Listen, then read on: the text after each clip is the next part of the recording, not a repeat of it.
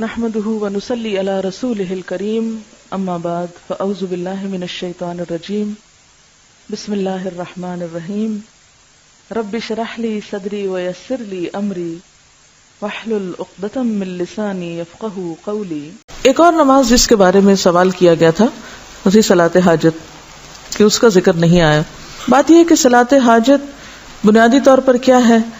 حاجت کی نماز۔ حاجت کی نماز سے مراد کیا ہے کہ جب آپ کو کوئی ضرورت پیش آئے، جیسے حدیث میں آتا ہے آپ صلی اللہ علیہ وسلم کو جب بھی کوئی مشکل پیش آتی تو آپ فوراً نماز کی طرف لپکتے، جیسے قرآن میں بھی آتا ہے وَاسْتَعِينُوا بِالصَّبْرِ وَالصَّلَاةِ، صبر اور نماز کے ساتھ مدد لو، تو اس میں آپ جا کے 2 رکعت نفل پڑھ کے اللہ سے دعا کر لیں، یہی صلاۃ حاجت ہے۔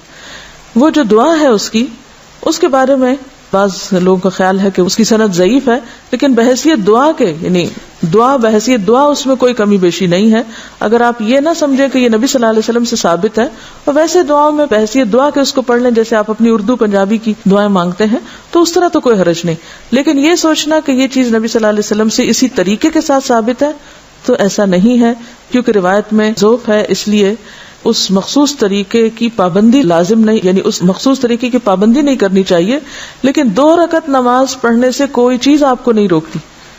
آپ کو جب بھی کوئی حاجت ہو آپ اس وقت 2 رکعت نماز پڑھ سکتے ہیں، یہی صلاۃ حاجت ہے، ٹھیک ہے۔